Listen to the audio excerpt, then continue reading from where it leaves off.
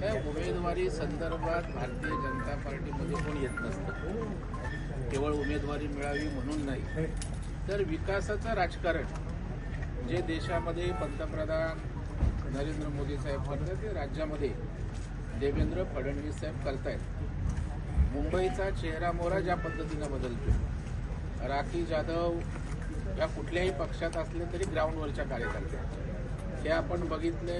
कुठलीही लाट असताना जनतेमध्ये राहिलेल्या त्या कार्यकर्त्या आणि नेते आहेत आणि त्यांना आज खात्री होते की माझ्या घाटकोपरचा विकास करायचा असेल तर देवेंद्रजींच्या सोबत विकासाचं राजकारण करूया.